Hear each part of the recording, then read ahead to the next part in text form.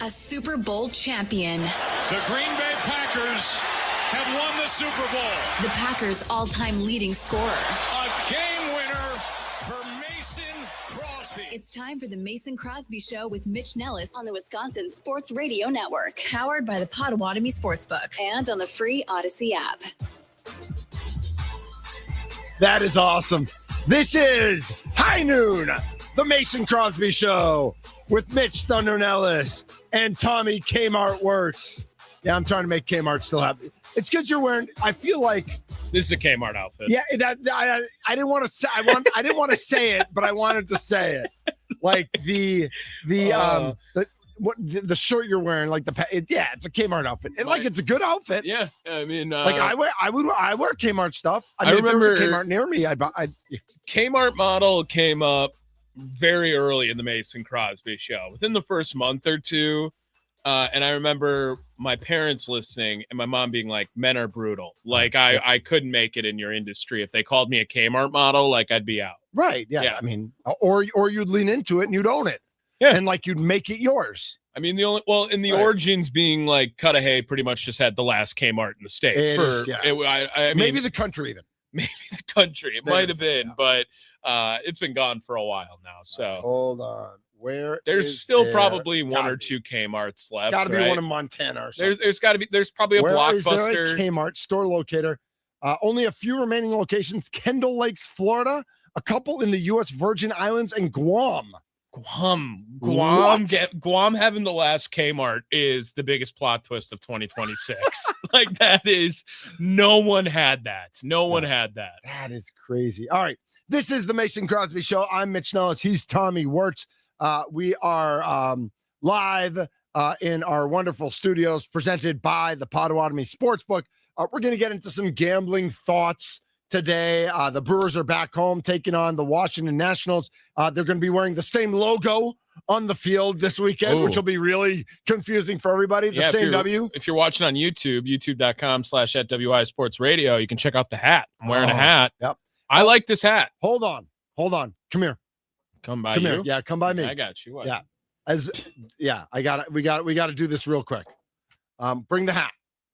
Yeah, make sure the hat's coming. 414-677-1250. Still taking your thoughts. What do you think about Wisco? I still want your thoughts on what you think about that. All right, I love this hat on Tommy. But I'm just saying, if you are watching right now on YouTube or on Twitter, like literally the salmon outline of this hat and the quarter zip I'm wearing, I am not Kmart model today. I am like GQ right now. That's all I'm saying. Yeah, J. Crew. All right, J. Crew. Is that Abercrombie and Fitch? I don't know. Isn't that underwear? They got everything. Is Abercrombie and Fitch, is that still a thing? I don't know. It is the exact same color. Express for men. Yeah, I'm a fan of it. I'm a fan of this hat. That's all I'm saying. And I don't know if I love the hat because it looks like it says Wisconsin Brewers on it. It is. And it's like, like I said yesterday, I like representing the state, but the name of the team is the Milwaukee Brewers. This is also an aesthetic style hat. Yeah. This is not what they would wear on the field. No. Right? Like this is not a baseball cap. I love the coral salmon. Yeah. I love that color. Okay. I mean, I love it anyways. When Sparky asked me if he wanted if he wanted me to get a hat, like I wanted him to get a hat for me when he was at Rally House yesterday. Shout out to them and everyone else who came out to Rally House. And he sent me the pictures. All your gear at Rally House. This was easily the one where I'm like, yes, buy this one. I like the rope. The rope hat is cool. So why do you like the rope? I don't know. The rope just has a good feel to it. I think it got popular with golf, right? But this is definitely not a golf hat. It's a trucker hat. Yeah. But I like how it looks on me right here. I like the rope, the lining. We got to talk about Governor Evers passing a bill to allow online gaming. Mm-hmm. I haven't read the whole bill yet. I've heard numerous sports shows and friends talking about it. Actually had coffee today with a friend of mine from the Potawatomi Sportsbook, and so got some insight there as well. Friend of yours, not mine. That is correct. I mean, we're not naming names. And of course, as we all know, we got the Masters going on right now. Sam Burns, who I've still never heard of, is even through 2, so he's still 5 under. Rory McIlroy, who won last year, and has a bad back, right? Doesn't he have a back injury or something? Something like that. He's 5 under. Tied for third are Justin Rose, who I'm familiar with, and Wyndham Clark, who has 2 last names. I don't know Wyndham Clark. I don't know his story. Wyndham Clark. Let's see if I click on Wyndham Clark. He's from Denver, Colorado. He went to Oregon. So that's Wyndham Clark's story. Rory will choke it. He always does. Rory's gonna win. He's gonna choke. Rory may never lose a Masters again. No, he's gonna choke. What if he wins 8 straight Masters? Hold on. Just think about what if Rory won 8 straight Masters? Is he immediately the GOAT? Or is he just the GOAT of the Masters? He'd just be the GOAT of the Masters. Okay. Which I'm pretty sure Jack has 6 Masters or something like that. So if Rory wins 7 in a row. Yeah, I guess. Yeah. I mean, that'd be pretty. His tee time is 12:44. So he's 37 minutes away from tee time. Then tied 5th, we've got a whole bunch of people. Tyrell Hatton is 3 under. He's 5 under today through 12. Yeah. Like he is on one today. He's a unit too. Is he? He's a hoss that plays golf. So too. could he could take Bryson or it would be a good battle. He can't hit the ball as far as Bryson. Who wins in a fight like MMA? I'm not talking about. Hatton. Yeah, okay, yeah, that's sure. what I was asking. Yeah. Jason Day is 3 under. Patrick Reed 3 under, and then we skip down to Scotty Scheffler, who, as we remember yesterday, was 3 under through 3. Yeah. After an eagle, and now is 1 under after being +1 today through 9. He's halfway done. He teed off early. He is +1 today. He is -1. He's still tied for 12th, so he's still fine. I mean, if he's tied with Brooks, he's tied with Jordan Spieth. He's 1 behind Xander Schauffele. He's tied with Tommy Fleetwood. Like, there's a lot of good golfers in that area. You don't want Scotty to be within 6 strokes with 36 to play. I'll tell you that. So you're saying that, Tommy, but I'm saying, how much would golf fans around the earth, how much, like, what's the purse of the Masters? I don't even know. Probably a bunch. Right. I'll bet golf fans around the world would double it if you told us right now, Scotty and Rory are in the final twosome. They're the final group on Sunday. Like, I don't even need to watch right? I just want to watch those 2 play. Yeah. I don't need any of the rest of this. Correct. I don't need anybody else. You give me Scott. So why wouldn't the world of golf, like a month from now or whenever, when there's some minor tournament, I don't want to rip on the GMO, but the GMO was kind of a minor tournament when it was still around, the Greater Milwaukee Open. Why not take Scotty and Rory and just like have them play a best of 7 where like 3 are in America, 3 are in Scotland, and then the championship is in Dubai. Well, I don't know if you want to go to Dubai right now, where the championship is in Canada. They used to do those, the match, remember? Right. Pay-per-views or whatever. With celebrities. But they would throw like Tiger in with them, and they do a pair. I just want Rory and Scotty golfing together. I would watch that. Last year, Rory won $4.2 million for winning the Masters. Okay. That was, so it goes up like every year. So do you not think the Masters could raise $50 million from corporate sponsorships if they told you that whatever happens, Scotty and Rory are going to be the final 2 on Sunday? Well, not whatever happens. That doesn't make sense. How do you make it so that matchup, or what if the Masters came out and said, "Hey, that's the beauty of golf, man. On May 18th, we're going to get Scotty and Rory to come back to the Masters. We're going to clear the course. It's the 2 of them and their caddies and no one else. How much are you watching? How much are you paying on pay-per-view to watch just Scotty and Rory play 18? I'm not paying for it. You're not paying for that? No. Because you're kind of a golf guy. You're not paying $9.95. No, I think the cool $9.99. The cool part about winning the Masters is everyone else who's playing at the Masters. Like you really? Winning any sort of golf tournament. I don't care about anybody else there. I understand you don't, but it's like it's so impressive that over 4 days you were the best. Like, that is the draw of the Masters or any golf major, any golf tournament. It is obviously Sunday is the spectacle, but being able to remain consistent throughout 4 days is the impressive part of golf, because you can win a tournament out of consistency, and you can lose a tournament on 1 hole. like Fred Couples did yesterday. I mean, you can literally shoot a 12 and your whole weekend's over. Like Freddie quadruple bogeyed after he was playing really well. Davis Riley, you know who Davis Riley is? Yes. He's last right now. He is plus 17. He is plus 7 today through 17. He shot plus 10 yesterday. He's from Hattiesburg, Mississippi. He went to Alabama. And he is 91st. Apparently there are 91 golfers. Is that right? In the Masters. He is 91st. I feel like that's, I mean, he's still better than 99% of the golfers on earth. I was about to say, if you're a top 100 in any professional sport, I think you're doing all right, right? Yeah, I think that's right. 414-677-1250, 414-677-1250. Your thoughts on the Masters. Would you watch Rory and Scotty? Your thoughts. We're going to get to the Governor Evers stuff. Dario Melendez from Channel 12 is going to join us in a few minutes. And the other Josh Albrecht from Visit Milwaukee, is going to join us at 1 o'clock. And we're going to talk food because Michelin just came to the Great Lakes. And it's like Cleveland and Detroit and Milwaukee. I assume they were already in Chicago, but like it's kind of like the other markets in the Great Lakes region. So there was a big to-do earlier this week in Milwaukee as they welcomed all the Michelin people, which is like the international ratings for restaurants, and you get Michelin stars and all those sorts of things. 715 writes in, I think a majority of people dislike Rory. I'd rather see Bryson and Scotty. Yeah. You know what? I'm up for that.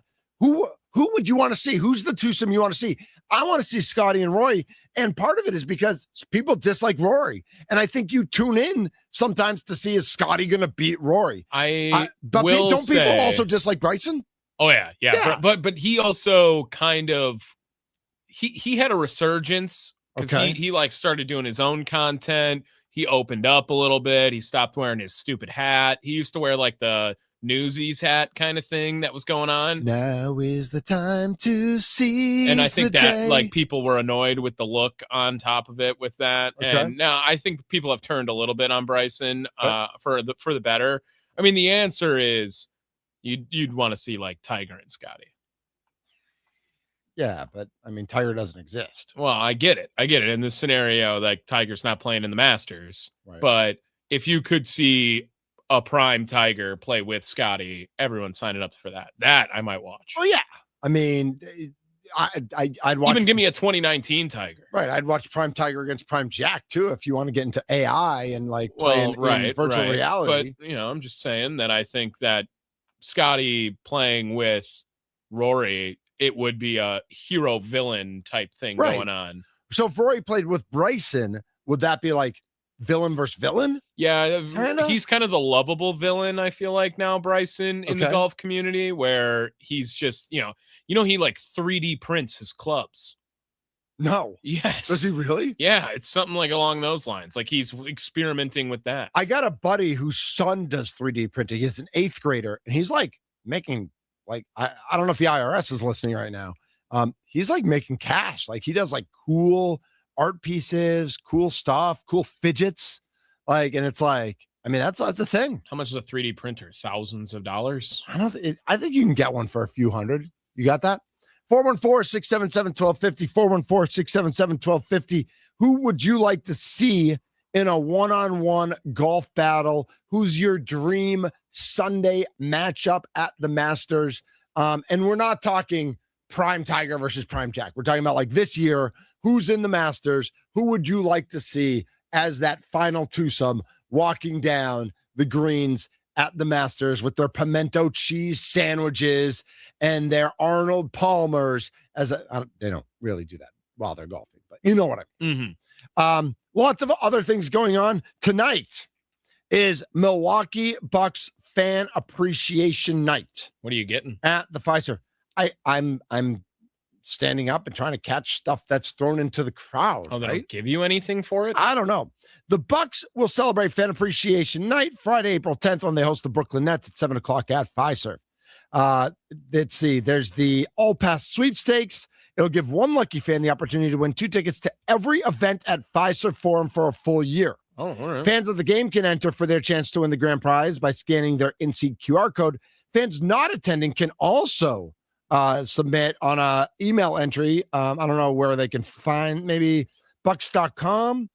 Fan Appreciation Night is one of our favorite ways to give back to the community that supports the Bucks at Fiserv Forum all season long, said Jennifer Manchester, Fiserv Chief Human Resources Officer. With the All Access Pass, one lucky fan will enjoy a full year of unforgettable experiences. It's our way of thanking the fans who make Milwaukee such an incredible place to call home. I got to be honest. Does that really thank the fans? Or like one fan wins? Like that is not a way. That's like fan appreciation night. Like I want to say to Jennifer, like I get this is a press release and the Bucks send this out and Kate sends this out from the department. Like that's not your way of thanking the fans. Like that's giving away something that you already have access to that costs you nothing. Mm-hmm. That like as part owners of Fiserv Forum, like there's nothing in that thanks the fans. Like again, a swing and a miss by the Bucks. Well, again, missing the bullseye, not even missing the bullseye, missing the entire board. It's like this is what the Bucks do as an organization over and over and over again. They just miss the mark when it comes to anything with the fans. I actually think that most organizations in the professional realm miss on Fan Appreciation Night always. Yes. And this is why, because as someone who worked in baseball before more than he worked in radio beforehand, the best Fan Appreciation Night, and I got to be a part of it a couple of times out in Wilmer, is the last day full roster baseball card set. Okay. And I don't know why that is not something that every pro team doesn't do. As someone who's not even really a baseball card guy or a sports card guy at all, right? Yeah. But why would you not, if you are, the Bucks, anyone who played on the team that year, you have made a basketball card of, and you put it in a little pack, and you give that away to every single fan that came to the game. Do you think every fan wants that though, or is that more of a kids thing? That is a fan appreciation. That is you appreciating every player that was on your team that year the Bucks, to any fan that comes that day. The Bucks also do give at the beginning of the season a season ticket holder gift. And I remember I actually brought in some of those gifts once because I was going to do. Where is it? I don't know. Thought it was over there. I don't know if I took it home or not. So one year I got a really nice Yeti. Yeah, like a coffee cup with the Bucks logo on it. The next year I got like the framed tickets. Right, framed tickets of like Giannis scoring 64 in a game and like which like I use the Yeti all the time. Like I put my coffee in it. The other thing is like a nice thing to have, but it's more about the Bucks than about me as a season ticket holder. Like I didn't like it. But it's cool to give out physical ticket stubs. They don't do that really anymore. They don't do that anymore. And to do it on historical nights. All right. There is some value to that. Tell me about this though. Do you know how many seats are in Fiserv? I think it's like 17. 13? I thought it was like 17. I was guessing somewhere around there. I'll look it up. The first 10,000 fans in attendance at Friday's game will also take home a Bango bobblehead. How's that not an all-fan? Like, it's Fan Appreciation Night. How's that not an all-fan giveaway? Yeah, 17.5. Yeah, 17.5. So 10. Now, they're not getting 17.5 tonight, even with Fan Appreciation Night, they're not filling up the arena tonight. Nobody cares. Right? Bucks are done. Giannis isn't playing. Giannis isn't playing. The Brewers are in town. Like, the Bucks have been a colossal disappointment to everyone this year. But they'll get more than 10,000. How's that not an all-fan giveaway? What are we doing? Like, again, make it right with the fans. Don't make it a challenge. Don't make it tough. I think all the giveaways should just be all fan giveaways ever. I hate special ticket packages. I think it's like, why are you going to promote this and then not give it to all fans in attendance for stuff? So, yeah, I mean, not surprised at all. By the way, during spring break, we used our cribbage board. We played a lot of family cribbage down on the Panhandle, and we used the Brewers cribbage board, and it was great. That's a great giveaway. Well, it's the best giveaway ever at an event. And ever. They should be selling them. They should be selling them in the team store. I'm pretty sure that they are on eBay for like $100 bucks. They're actually very expensive. Right. Still. But they should be selling it. Like, I don't know how much they cost, but they should be $20 a piece. And they should be selling them at the Brewers fan store. Yeah, I'm seeing $100 all day for that one. Should I sell mine? No, I can use $100. I use it. I can't. I love it. Yeah, it's too awesome. Sports director at Channel 12 ABC affiliate in Milwaukee, Dario Melendez, and I don't know how to say it except that like he's just so good looking. Like he's so good looking. You want to tune into YouTube and to Twitter just to see how good looking he is. Rocking the spectacles today. Dario Melendez is next. This is the Mason Crosby Show.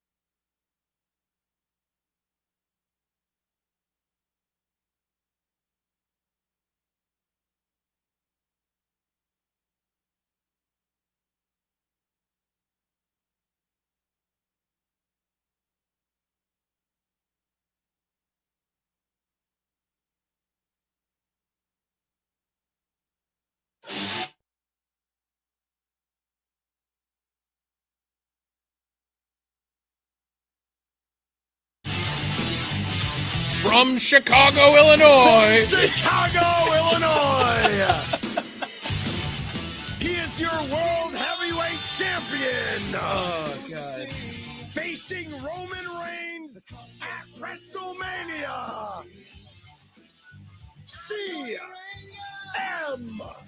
Punk. I mean, this song comes on only for our show. I know. Literally right. It's only for it's our only show. in our rotation. Yeah. I keep talking about like taking it out, but I haven't taken it out. I don't want to take it out. No, it's just like But- all I think of is from Chicago, Illinois. But whenever I hear it's it. so random when it pops up. It's like- It's like, how does it pop up when this is the music we need to be playing?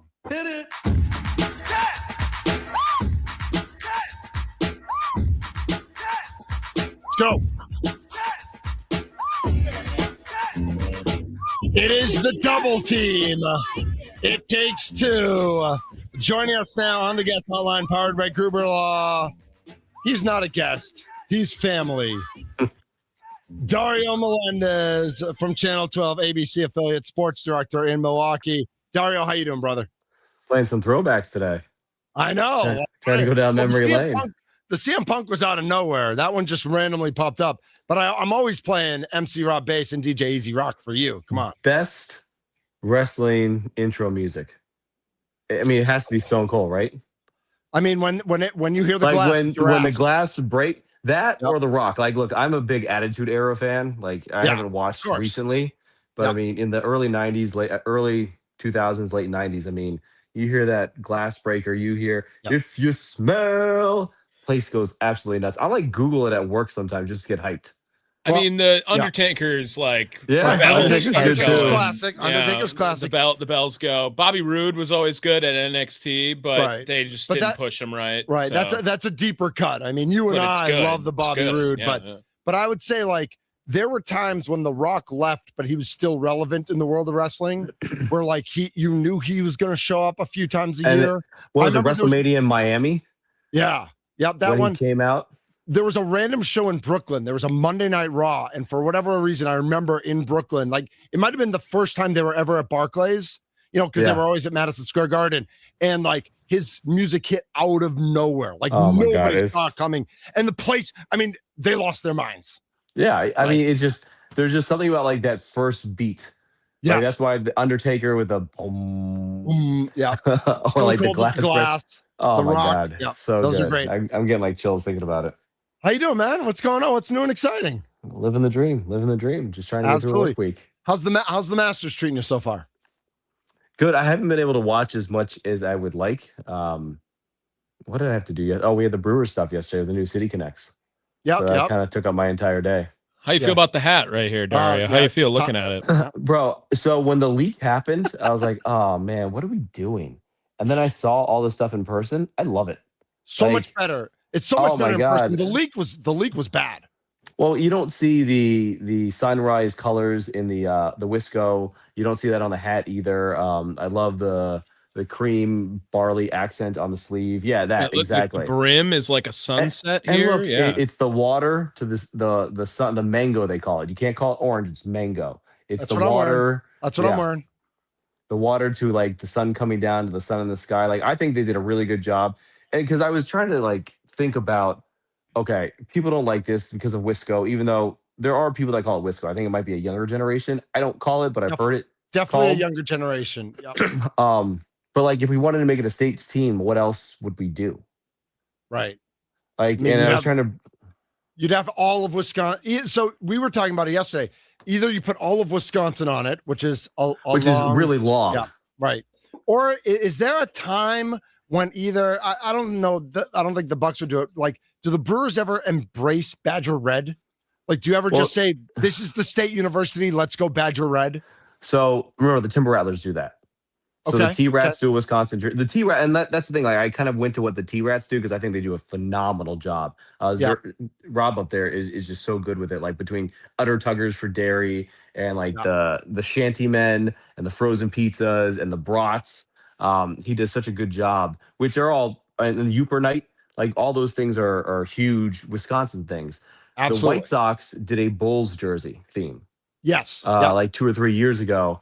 And So, that like, made sense because they had the same ownership group for a Yeah, while, and Reinsdorf, Reinsdorf, yes. obviously, and So, like, would you have done like a Bucks theme, like that hunter green? Would you have done a Packers?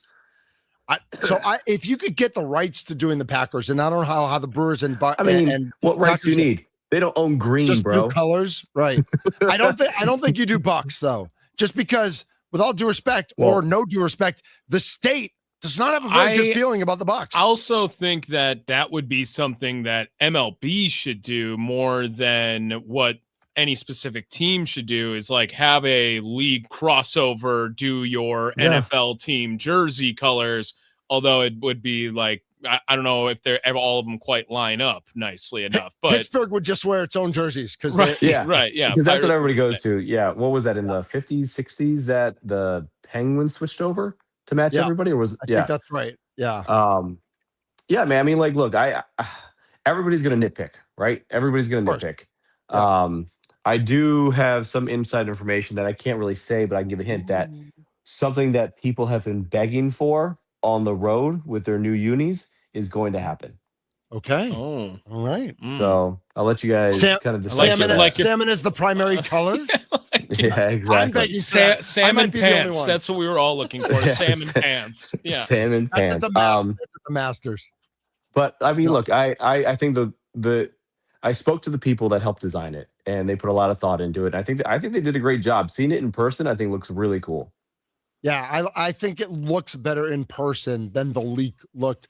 I'm still a little hesitant about Wisco just because I'm an old head, and like we never called it Wisco. You know, when we were growing up, Wisco meant Wisconsin Lutheran football, right? Correct. Like Wisconsin Lutheran high school football. That was Wisco. Nothing else was Wisco in the state, you know, through most of my life. It's now become a thing, but I think you said it right. It's for the younger generation. But listen, part of me is not mad that the Brewers are marketing to the younger generation, because if I don't know that my daughter says Wisco, but I'm guessing a lot of the boys in high school throughout the state of Wisconsin call the state Wisco. And if 15-year-olds think it's cool and it gets them into baseball or buying gear or going to games and supporting this team that represents our state, like, I'm not buying the gear, but like if they're into it, I think that's okay. Like, what would have been better, Scotty?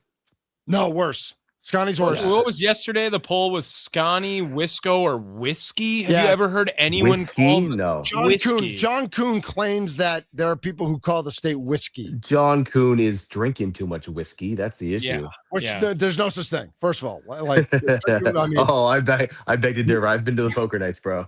Yes, that is fair. That is fair. Dario Melendez joining us here on the guest hotline, powered by Gruber Law.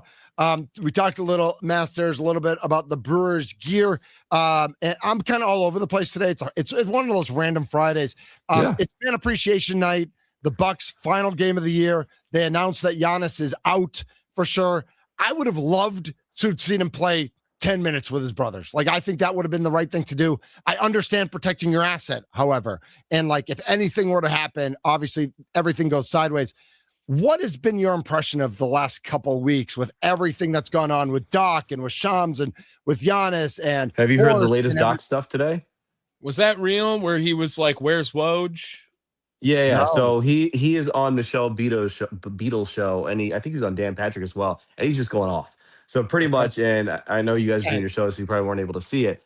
He's like, "Look, Shams didn't like that we tweeted out, or that I said Giannis should trade him." So Shams called the Bucks, said, "You need to take that down." Shams called the NBA, said, "You need to take that down." The NBA say, "We're good. We're not going to do that." So then Doc said he's heard from other people that Shams was going to do a hit piece on the Bucks, and that the locker room Google Me thing was taken out of context because there was somebody in the locker room when they were having this meeting saying, like, "Look, I get a lot of stats." To me, that screams Cam Thomas.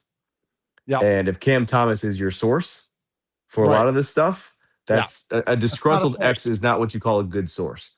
Look, I think there's a lot of things going on with this team. Like, Giannis is at the point where I don't know if anybody checks him anymore.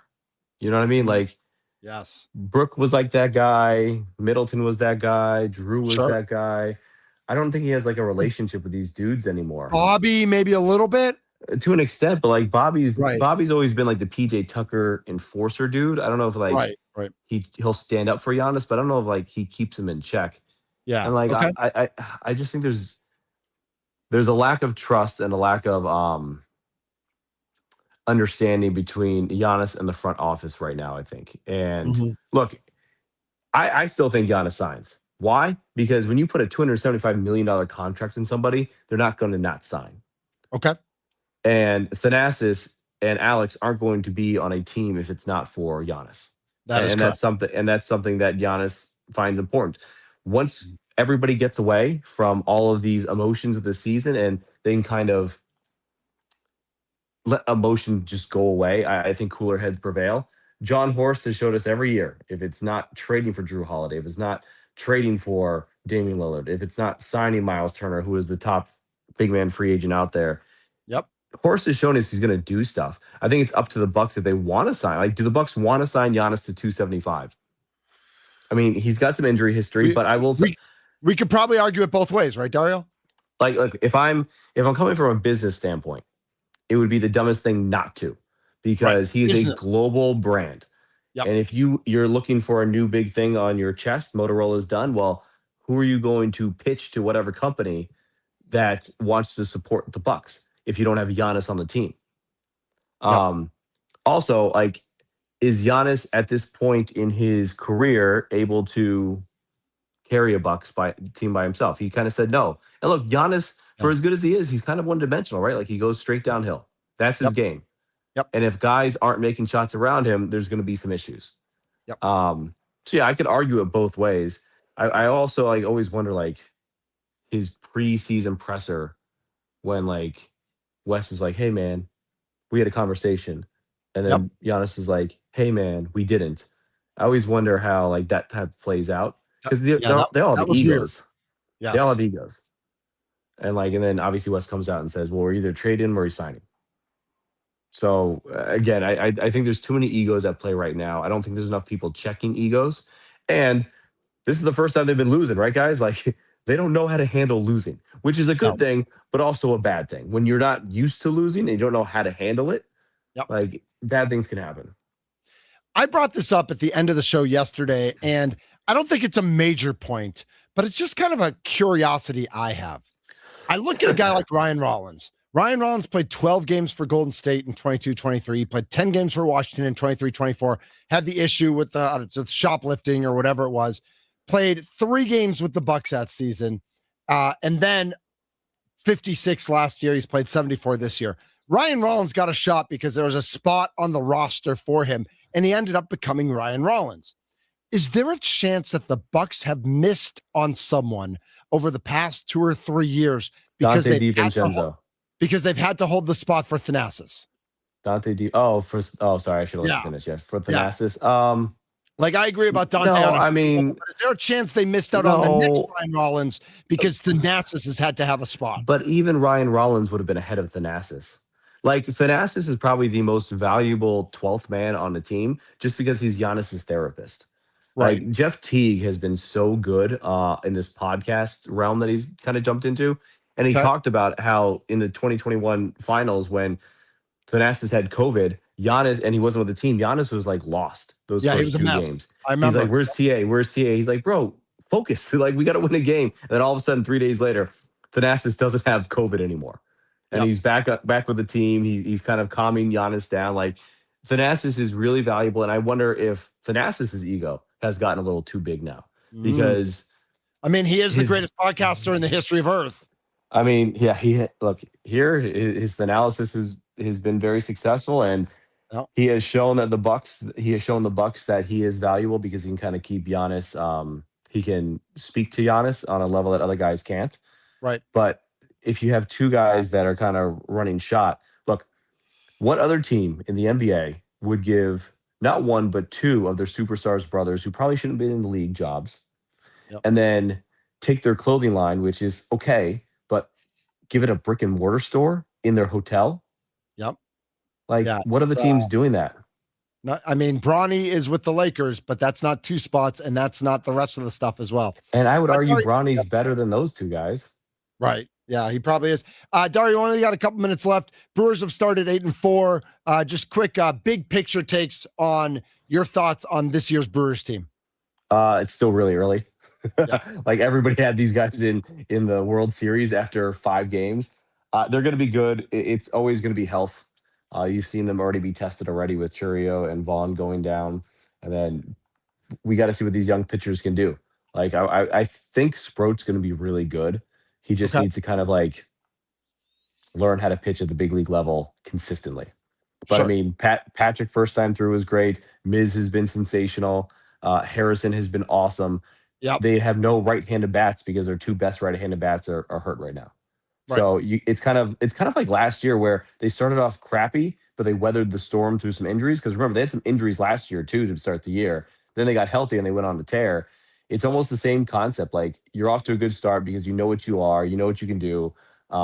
Pat Murphy's already playing like these Sunday lineups. I was like, Yes, he is. that Tuesday, Wednesday lineup, like what is going on? But remember, they've also been playing ball for like almost 2 months now. So like they're trying to like give them some rest every now and then. But yeah, I'm not too worried about them. I think they're going to be really good.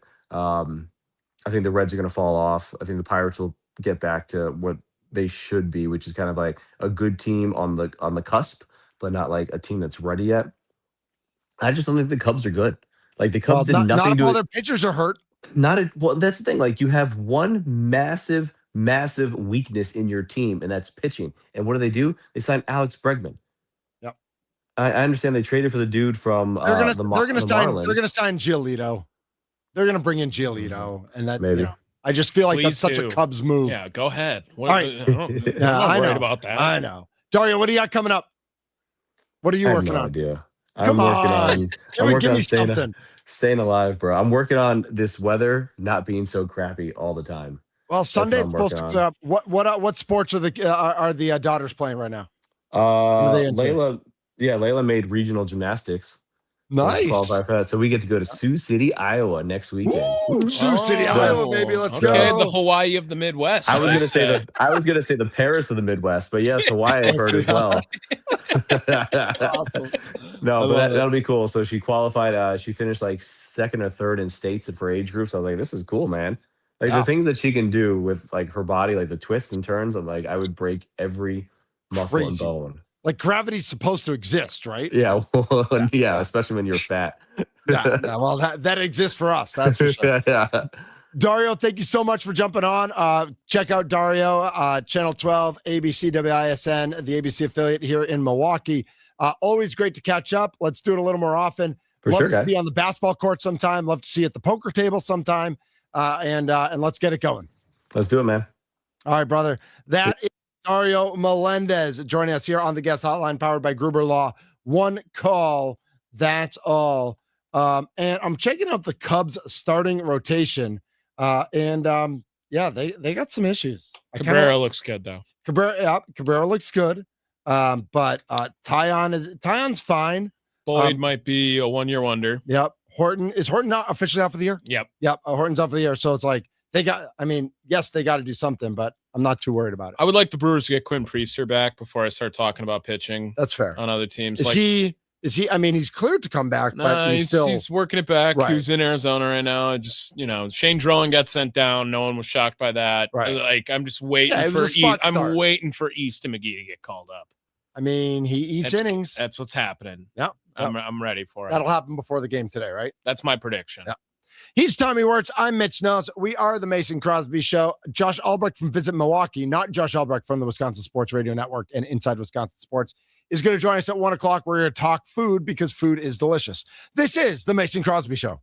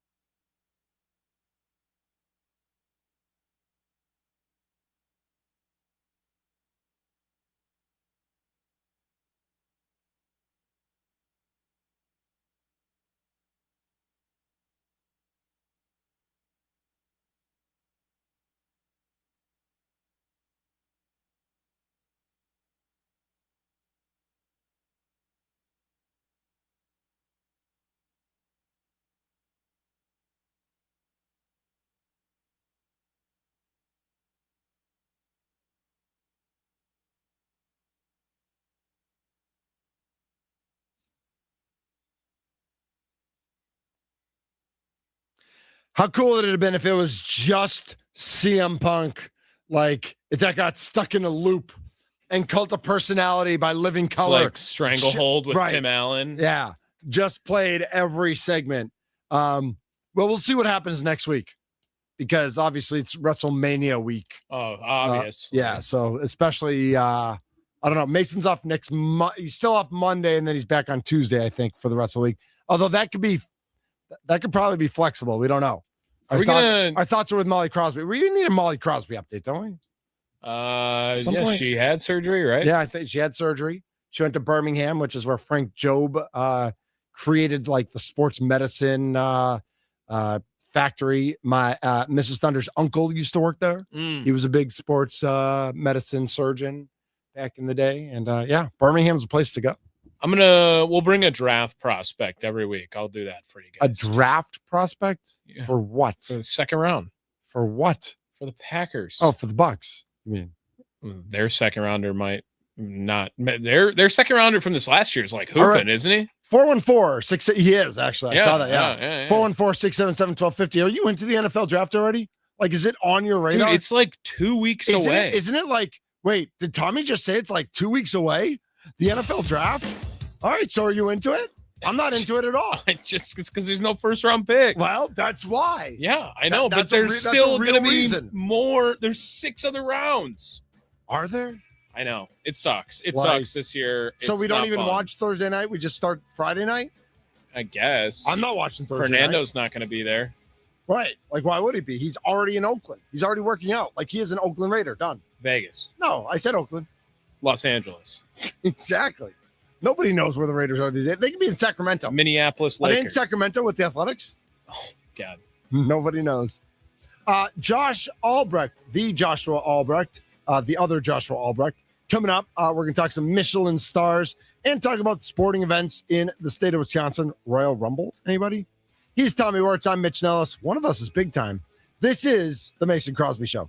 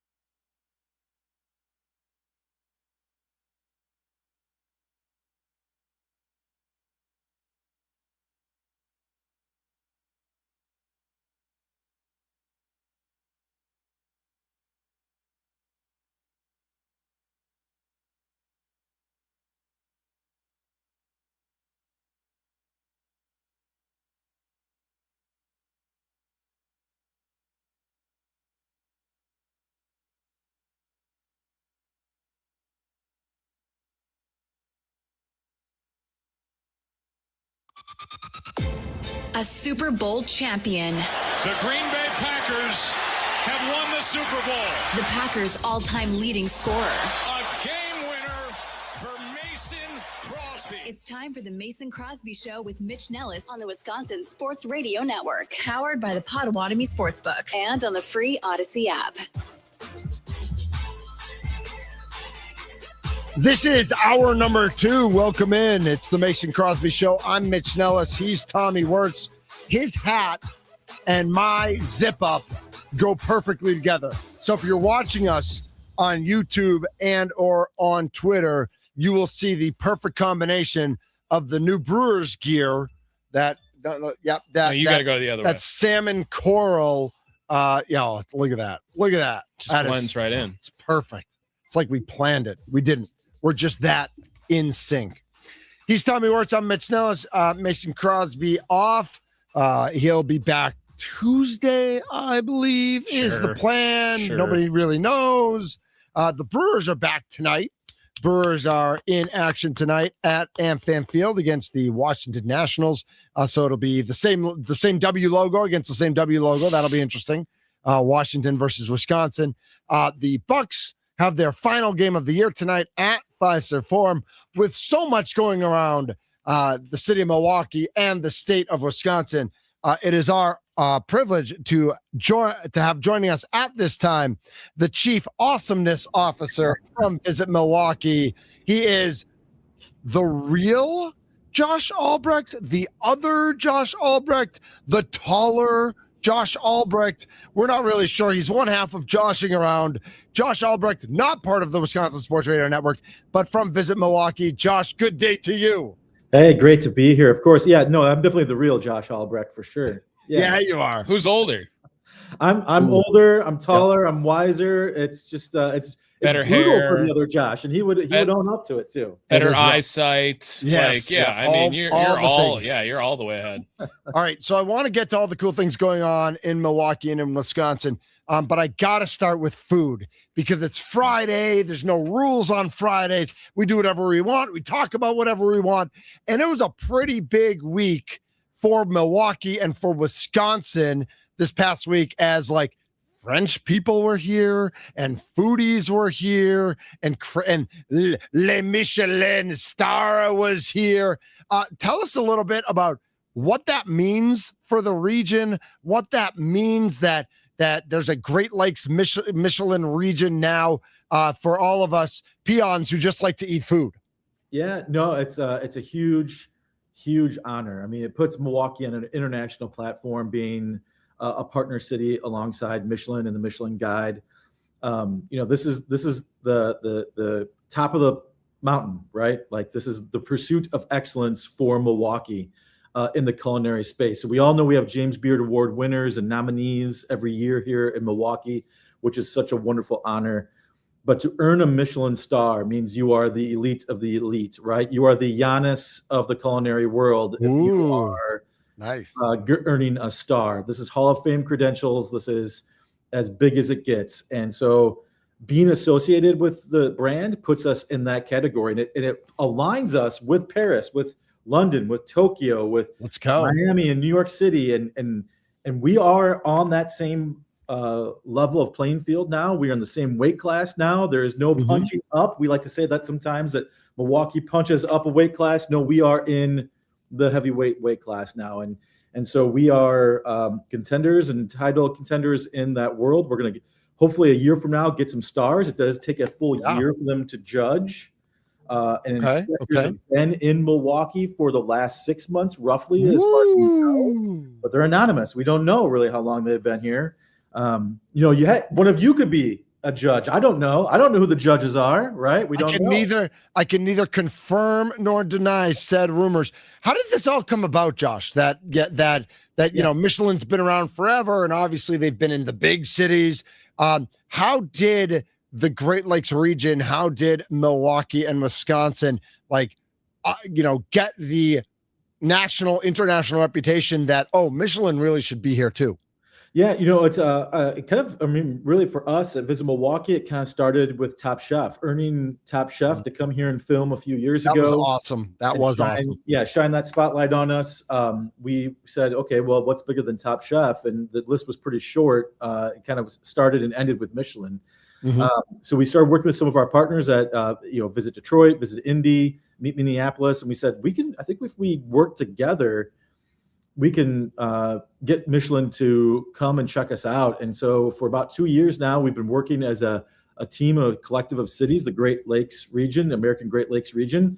And with that sort of combined powers, we were able to get Michelin to take note, to consider us. And for the last year, we've been going back and forth with them and really exploring the opportunity, how it could work.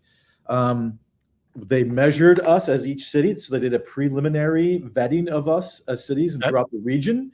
And we were selected as one of the cities in the region that met the culinary maturity to be considered as Michelin. So the hard work of our local chefs, the hard work of our community, because we have to have our community members eating at those restaurants to keep them elevated, right? So if we put in the work, going to the restaurants ourselves, we're all a part of this. And we met those levels. And now we're here, and we confirmed it this week, and yeah. So if you have a favorite restaurant, you better start eating there now, because a year from now, if they earn a star, it might be hard to get into. Ooh, I challenge accepted, Josh. Josh Albrecht, Chief Marketing Officer and Chief Awesome Officer from Visit Milwaukee, joining us on the Mason Crosby Show. I told you it was Friday, and there's no rules, and this is a sports show, but we're talking food right now because I love talking about food. I got to go on a tangent. So you said it's Visit Detroit and Visit, what else was it? So it's Visit Indy, Visit Detroit, Cleveland, Minneapolis. All right, so Minneapolis, you said it's Meet Minneapolis. Meet, right? Yeah. Man, if I owned a butcher shop in Minneapolis, I would make it Meet Minneapolis, right. Meat spelled the other way. I don't know if there are copyright infringements there, but man, I would go all in on Meet Minneapolis with all the meats.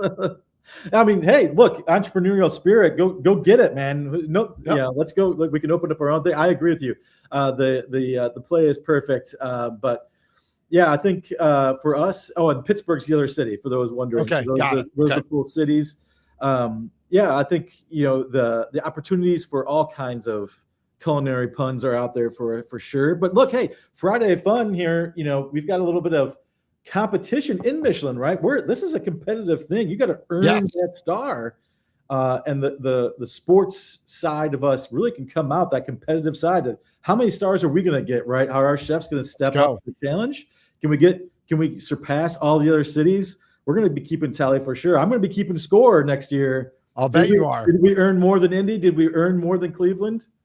So is there a competition with those other regions, but also an internal competition? Like, I'm guessing the restaurants in Milwaukee and in Wisconsin, in Madison, are going to be competing to get those stars for however far out the Michelin judges get from the center of Milwaukee, but hopefully getting out around to some around the state as well, supper clubs and that sort of thing. So how did the local, restaurant owners and chefs, is this like challenge accepted, let's go?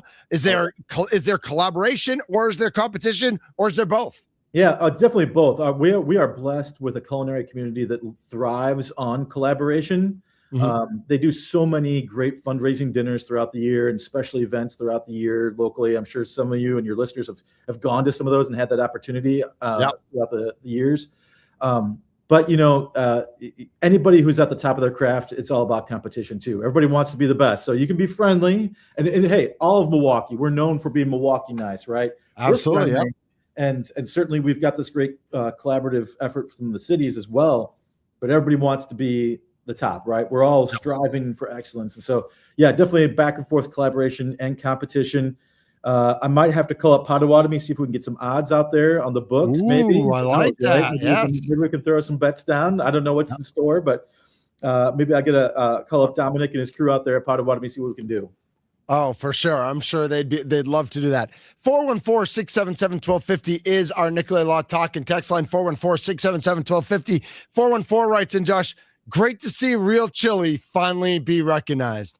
I don't know for sure that Real Chili is up for a Michelin star, but I think we all that's part of the beauty of the food in Wisconsin, right, Josh? Is that we can have our really fancy, great restaurants, and we have a number of them. We have steakhouses. We've got we've got French bistros. We've got sushi now. We've got all sorts of great places, but we also have those stalwarts that have been around forever, Real Chili, or I'll even say a Culver's or Cobb's Butter Burger, or those sorts of things. We have the best of both worlds in a way, don't we? Oh, 100%. And that's noticed by Michelin. And we have that as an actual fact from other cities. They just announced Philadelphia last year, and one of the recommended restaurants, now not a star-winning restaurant, but a recommended, was a cheesesteak shop. Sure. So the opportunity for custard being nominated, right? I mean, Leon's, Cops, Oscars. Yep. You want to throw down, and locals love to throw down on which one's the best. Absolutely. Might get into that game. Who knows? That's a great. I love that topic. Yep. Yeah, and same thing with the Butter Burgers. So many great burger shops around the area. Solly's. I'll throw Solly's out there. Why haven't we? By the way, we both live right by Solly's. Can we go get a Solly's burger sometime? Anytime. Yeah. All right, to celebrate this, we'll celebrate Michelin with the Butter Burger for sure. Perfect. I'm here for it. Yeah. Josh Albrecht, Visit Milwaukee, joining us on the guest hotline powered by Gruber Law. So what else is on? The Brewers are back in town tonight. The Bucks, obviously, with their last game tonight, not the season we would have liked, but still two big sporting events in southeastern Wisconsin today. We've got all the minor league baseball teams around the state, the wood bat leagues going on. There's a lot sports wise going on in the state of Wisconsin right now, isn't there? Oh yeah, I mean it's wonderful. It's one of the biggest tourist draws for the region too. We know people come here for sports and to catch our teams. Hopefully get some Admirals playoffs action too here coming up. I know the Wave have some semifinal playoff games going, and nice. It's so nice to see, and such a calling card. And we know people travel for it, and so it's big time for us. It's tough knowing the Bucks' last game is tonight. I know. But we're all confident for future years, and obviously Bobby Portis, Visit Milwaukee, that's your guy, our official hype man. So he's always working with us. We love Bobby, and we'll be cheering him on tonight for the last game too. All right, I ask you this every time we see each other, and I don't know if there's any new news, but with the winterization coming of AmFam Field, what are our chances for a WWE premium live event at AmFam Field coming up at some point? I can tell you the conversation never stops. So this is. I'm your spokesman. I'm your spokesman, by the way. Yeah, I will. I will Yeah. quit my job, and I will come work for you temporarily. Just walk. I will go door to door, hyping up WWE in the state of Wisconsin. Oh, for sure. Yeah, you look. We're lucky. We've talked about this. We're blessed to have a mayor of Milwaukee who loves WWE as much as we do. And we've got his full support, I know for sure. And look, the talks never end, and we are going to keep pushing until that day comes, because it would be a beautiful moment in Milwaukee sports history. I still remember the time I saw Undertaker throw Mankind off a steel cage, and I want to see something like that happen in Milwaukee. I absolutely agree. I remember it was Mick Foley was Dude Love against Stone Cold with a special guest referee. We didn't know who it was at the Milwaukee Arena, which is now the Panther Arena, and it was the Undertaker. And it was just you can't recreate those memories. Those are absolutely unbelievable. Josh Albrecht, Visit Milwaukee. All right, what else is coming up? What else you got? Obviously, Summerfest and State Fair and all the normal things. What else is on your radar? What are the big things coming up in the next few months? I know you're specific to Milwaukee, but if you can speak regionally as well, cool things happening around the state as well. Oh, for sure. Yeah. Well, I'd be remiss if I didn't say that this Saturday at 11 a.m., it's our sneaker drop with Adidas. Ooh. So Visit Milwaukee. Wow, very nice. Adidas, Okay, yep. Summerfest and Shake James.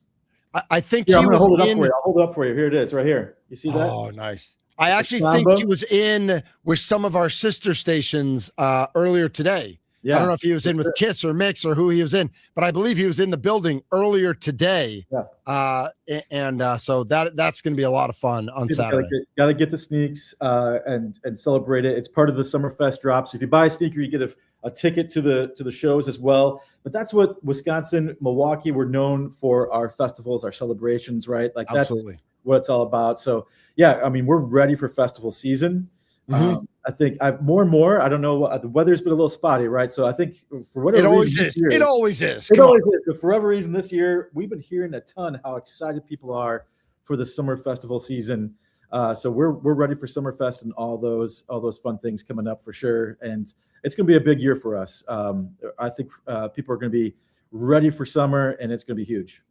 Cannot wait. Josh Albrecht, Chief Marketing Officer, Chief Awesome Officer with Visit Milwaukee, not just a spokesman for Milwaukee, not just for Southeastern Wisconsin, but for the entire state of Wisconsin and all the cool things that happen here. Josh, congrats on all the Michelin stuff, announcements.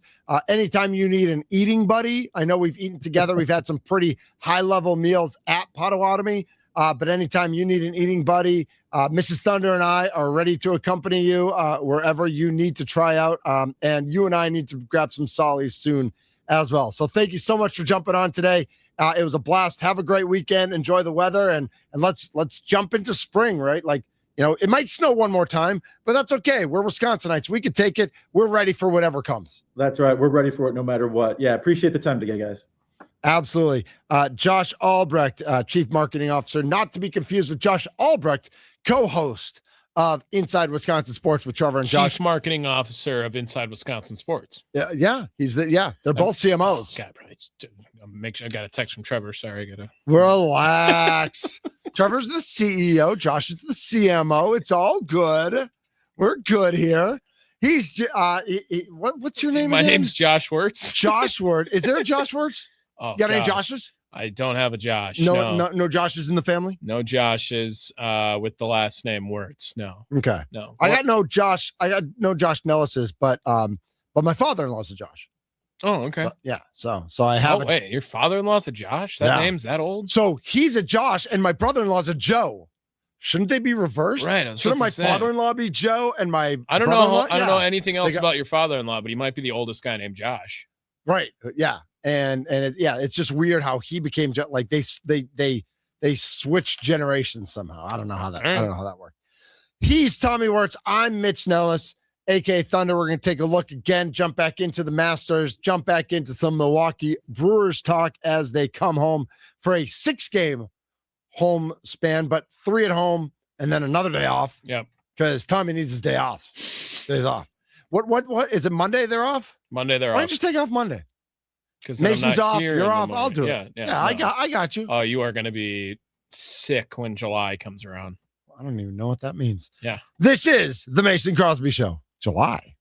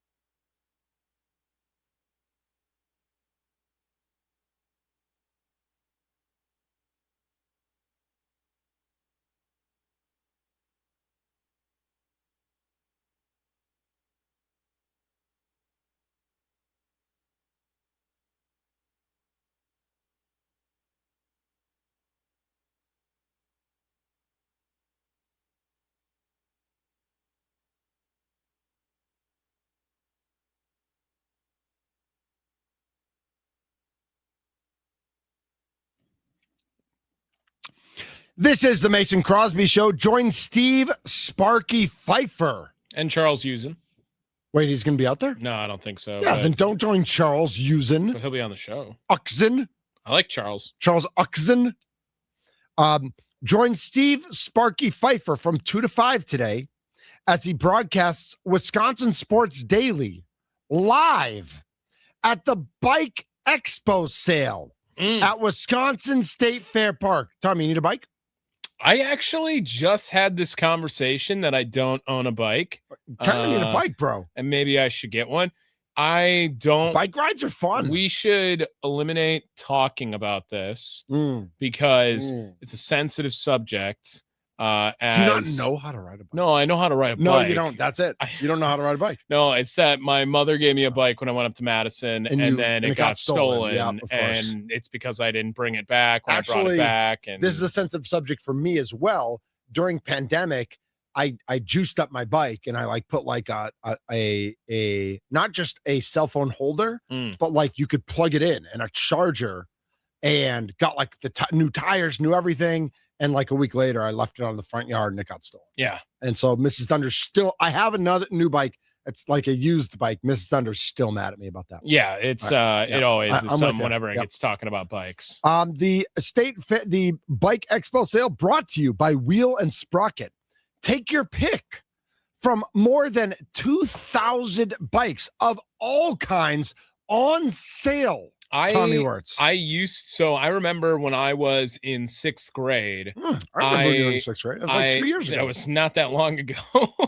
You were working on the radio still. Yes, I sure was. And I had kids when you were in 6th grade. Oh God, I got a brand new bike and I had the coolest bike at school. Like that was my mom. You know, she went all out. Was it a Mongoose Californian? No, it was a PK Ripper. Actually, which I don't know the brand. I just liked it. It was an all white bike with like a red trim, and it was sick, dude. So I hope kids still get the lure of like the cool new bike, and Wheel and Sprocket doing this is awesome. Like I loved my bike when I was in middle school. Something to the TV in here. My God. Yeah, relax. I just hit the wrong button when I fixed this. Okay. But then I hit a button somewhere else. It's okay. I'm impressed. There will be hundreds of used bikes and electric bikes, plus free admission. Hold on. Can you get anywhere? Can you get admitted anywhere for free anymore? But like, it's a bike sale. Why would I pay money to go look at bikes? Guess what I could do? I could go to the store. Like, free admission? Is there free parking? That's what I want to know. Does that mean free parking? Because you're going to State Fair. Is there free parking? Sparky will see you this afternoon between 2 and 5 at the Bike Expo at Wisconsin State Fair. If Sparky cares anything about our social media engagement, which he tries to preach as often as he can. Does he? He never does to me. He'll be on a bike today. Oh, you know what I mean? You got to take pictures on a bike. Like, right? if you're at the Bike Expo and you are Steve Sparky Pfeiffer and you don't get on a bike today, kind of a fraud. I mean, that's built-in content. Right. You have to go. You have to take just a little thing, at least like standing on a bike, right? And then riding away after the video kind of thing. Yeah. Josh, who, I guess is in charge of that too, like should be all over that with Spark. Tommy, does anything matter more in life right now than content? Like they say content is king, but is content king? Like, does anything matter more in life than content? Love? Does love matter more? Say love. I was gonna I knew you were gonna say love. You knew I was gonna say love? I knew you were gonna say love. You were gonna say love. Yeah, I was like, if this show, if anything, it's gotta be love, right? Love and content. Yeah.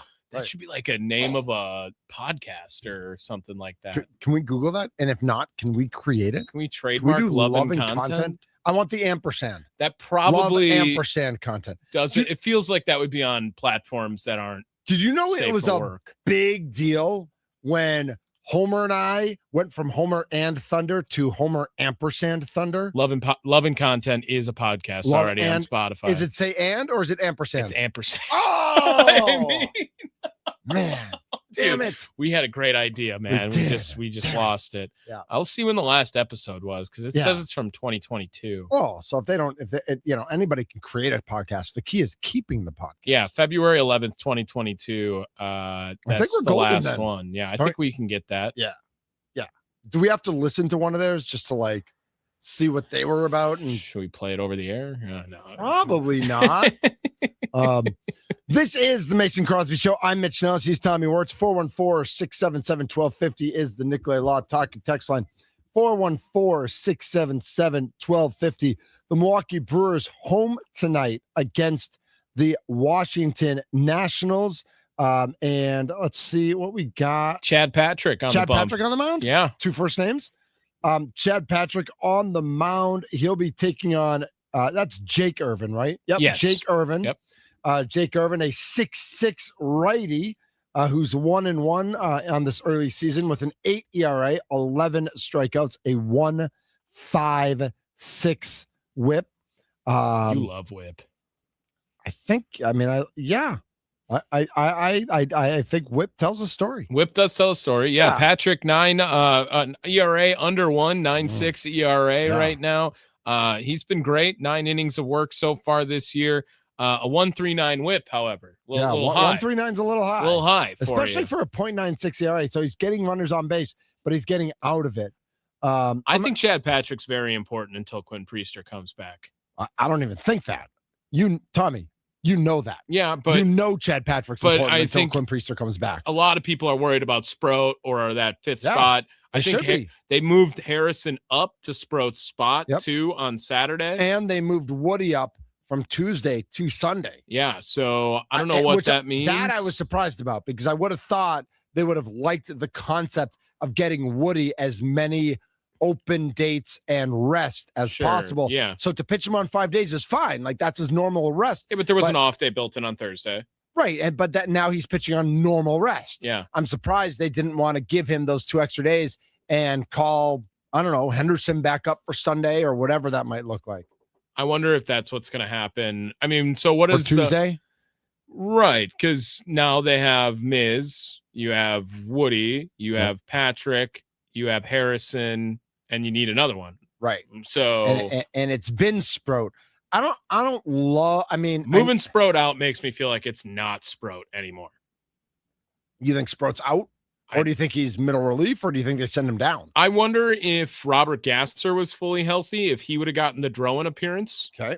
Because he's had some tightness going on in his arm, bicep, I believe, tricep, something like that. His last report came out. Logan Henderson, they brought up for that 27th man spot. I thought he could have gone longer. I thought they pulled him early. I know he was struggling a little bit, but I thought they could have kept him in for a little bit longer. I think that they probably should have used that on Drowan and then used Logan Henderson to start in Boston. Okay. That is more of where my brain went. In hindsight, obviously, of what happened, maybe in the moment that seemed to be the best case scenario, but they probably should have used that 27th man on Drowan, had him pitch that one game, get a little feeler, go back down, and then let Henderson, who has proved himself at the big league level already, get a start. So I have a question about that. I feel like you know a little bit more about this than I do. When you're called up as a 27th man, does that count as using one of your waiver options? Like Drowan got called up. Right. So he can now the rest of the season just go up and down, up and down. Can Logan Henderson also do that? Or is there, because you're the 27th man in a doubleheader, does that not start your clock in terms of major league service? Or in terms, I don't know the answer to that. 414-677-1250, the Nicolay Law talking text line. So again, tonight it's Chad Patrick against Jake Irvin. That's what we've got going on at AmFam Field. So it looks like the answer is no. Serving as the 27th man for a doubleheader does not count as using a minor league option, nor does it trigger the mandatory 10 to 15-day waiting period before a player can be recalled as well. So he can be the guy. That's why they're doing it, to do that, to bring him up. So makes sense, I guess, in that way. Yep. Tonight, first pitch at 6:40. So that means Tommy and the leadoff show starts at 5. Yes, sir. Special 90-minute leadoff show tonight. Saturday, Washington at Milwaukee, a 6:10 first pitch. Foster Griffin, who I've never heard of before, will take on Kyle Harrison. I'm excited for Kyle Harrison to get 2 last names, Foster Griffin. It is absolutely. That's a 6:10 first pitch, so Tommy will be on from 5 to 6. And then on Sunday, of course, it's a 1:10 start. Zach Littell? Mm-hmm. Yep, Zach Littell against Woody. I will be here for the leadoff show, noon to 1 on Sunday. That'll be fun. I think you'll like it. Yeah. We did a couple leadoff shows last year together, Yes, right? we One or did, two, yep. yeah. And I've jumped on a couple times at the end of them with you. I mean, it's going to be hectic. It's going to be chaos because I don't adhere to any rules in radio. And so I'm just going to hit buttons and I'm just going to press stuff. I'm just going to talk about whatever I want. Like if I had a big 3 Sunday morning at Open Gym, JCC, I'm just going to talk about that for an hour. And like, I'll give you the starting lineups because I don't know if you know this or not, but on the leadoff show, do you know what we love? Looking up, and it is gone. It's almost time for the first pitch. Let's see who's in today's starting lineups. Brought to you by Lakeland University. Experience it your way. Visit lakeland.edu. It's the leadoff show powered by the Potawatomi Sportsbook on the Wisconsin Sports Radio Network. We love the starting lineups, as we should, because it's a leadoff show. You want to know who's starting.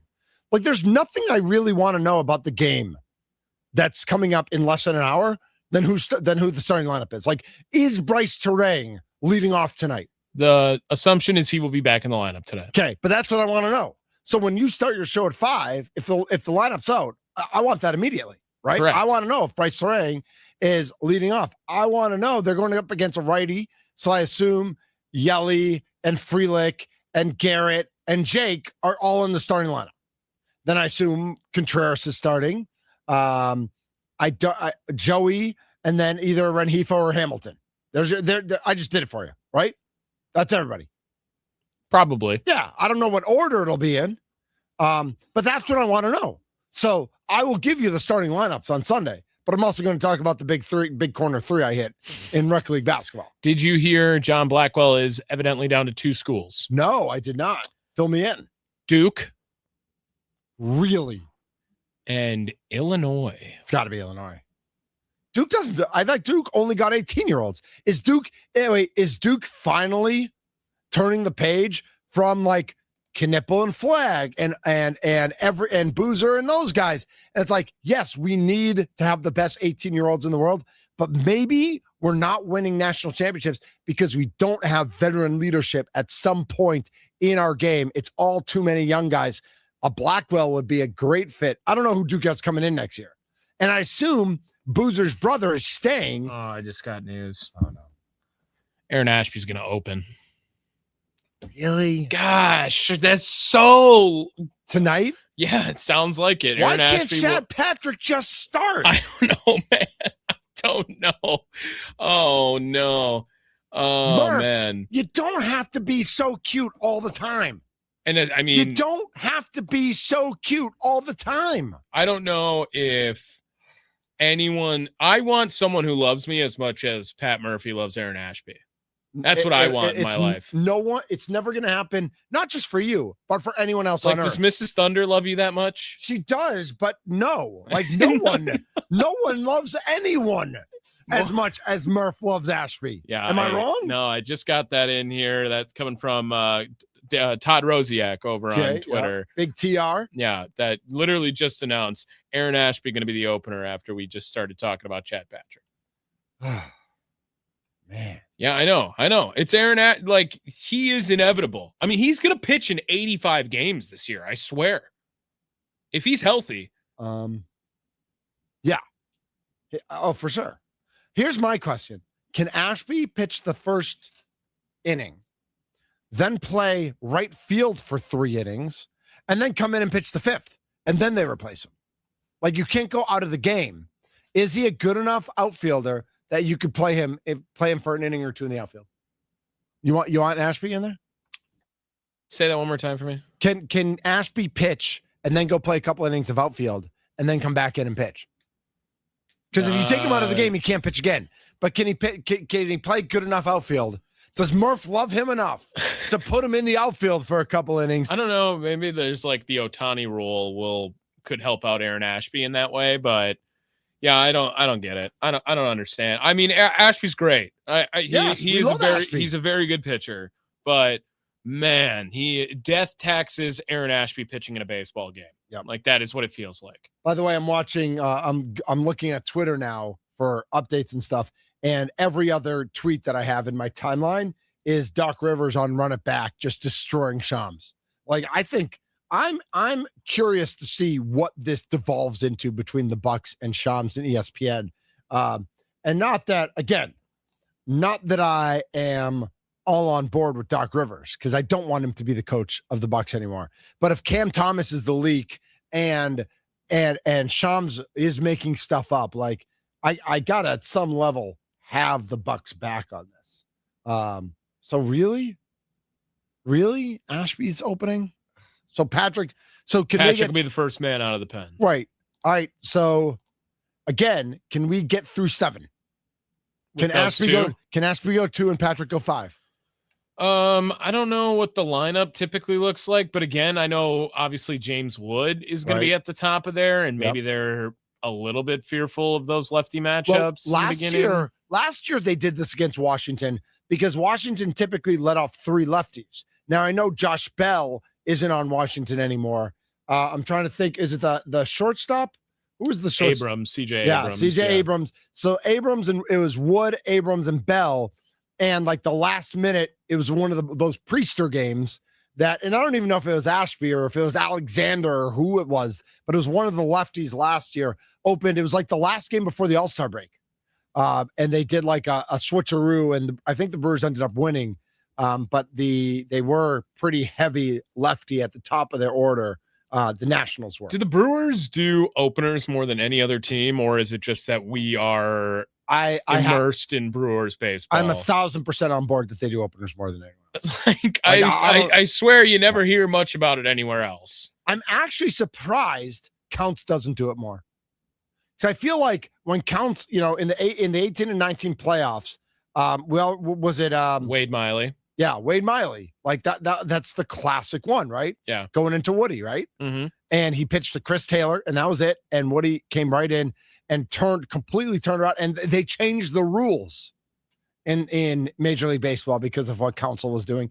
So I'm surprised that Counts isn't doing that more. And I don't know if it's because does the GM or do ownership in Chicago, they don't embrace that? Or I don't know what the deal is, why that doesn't exist more. But I'm surprised Craig doesn't do it. Maybe I'll shoot him a text. Should I text him right now? Sure. You think he'll right back? They're literally playing right now. Do you think he'll right back? Humble brag that you have Craig's number. I'm in sports media in Milwaukee. Shouldn't I have his number? Shouldn't we have people's number who we report on? I don't know. That's just how things work now. Oh, I was going to say something else and I forget now. God. It is Fan Appreciation Night tonight at Fiserv Forum, by the way. I'll be there. One of the Josh Albrechts will be there. I'm not going to tell you who, but it's the one you listen to every day, 6 to 9, right here on Inside Wisconsin Sports with Josh and Trevor and Trevor and Josh, and Josh and Trevor and Trevor and Josh, and sometimes Tim. Right? Sometimes Tommy. Sometimes Tommy. Not as much recently. I feel like it's been more Tim than Tommy recently. Yeah, he is. Tim is the go-to Tim is now. in if Trevor's out. But when Trevor and Josh are out, Tommy and Tim are in. Right. That just happened. But what if just Josh is out? I feel like it's got to be Tommy. Yeah. Right? Because it's got to, unless it's me.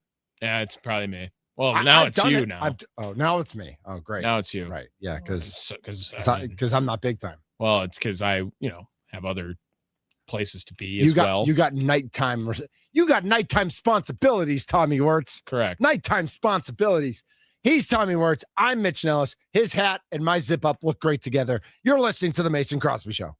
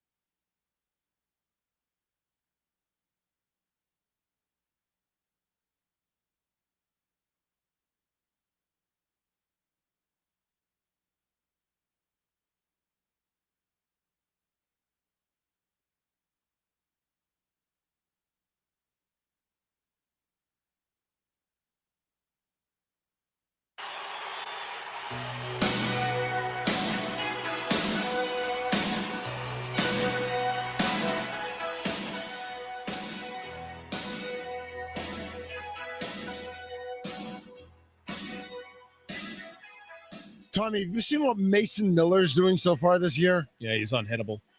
He's got 21 outs, 16 by strikeout. He's given up 1 hit. He's pretty good at baseball, man. Yeah, he is. Yeah. He, just simple as that. Like, that's just really good at baseball. Is there any chance he's throwing golf balls and not baseballs, and they're just harder to hit? Which one do you think he can throw faster? A golf ball, I guess. But like, it's not. I don't doesn't know. have enough. Right, you mass can't get the same grip. Yeah. Right. Oh my gosh. Yeah. Jeez. Yeah. That's happened way too many times today. I don't know what's going on. Well, it's because you want the close up because everybody's going to see your face. Okay. Excited for the start of the softball season. Whitefish Bay won its first game Wednesday night against Nicolay. Not quite as good last night against Grafton.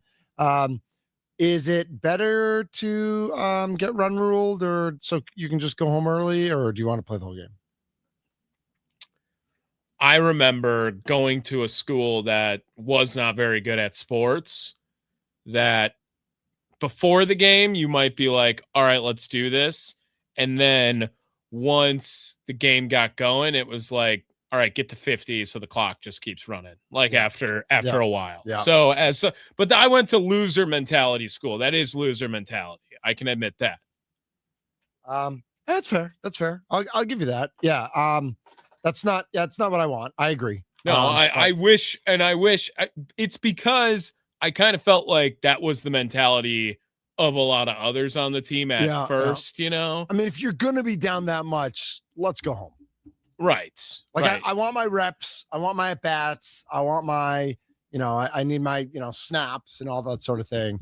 But if it's if it's going to go sideways, I think, I don't know. Is that loser talk?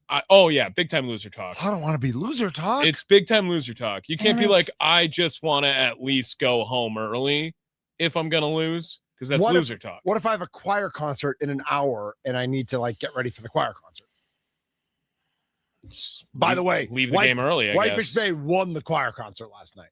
It was pops. It was like songs from Rent and Wicked, some 80s songs. It was great.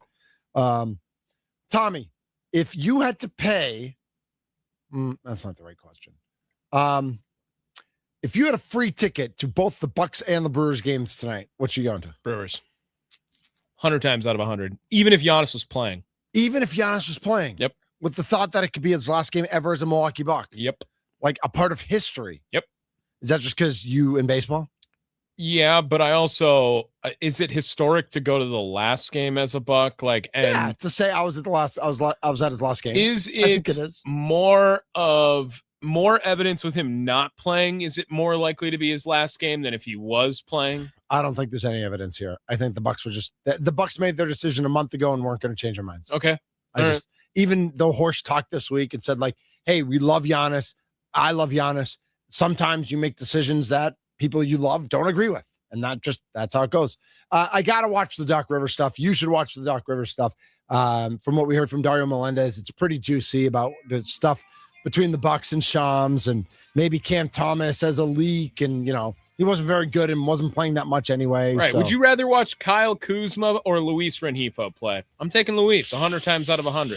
I mean, the answer is Bryce Terang. Yeah, if he's in the lineup. Right, that's it. Easy. Yeah. I hope he's in the lineup. Oh, Jake is. Jake. Oh, yeah. Go see Jake. Go see Giannis. Yeah. Come on. I know. I think I am. I'm going to listen to the leadoff show today, and somebody's going to tell me about who's in the starting lineup. I'll be there 5:00. Cannot wait. Steve Sparky Pfeiffer is at the Bike Expo at State Fair Park. Go join him. Get a bike, everybody. He's Tommy Wirtz. I'm Mitch Nellis. One of our faces you're going to be seeing a lot more of coming up. One of ours, I don't know who. It's the Mason Crosby Show. Hi, Mason. Have a good weekend, everybody. I was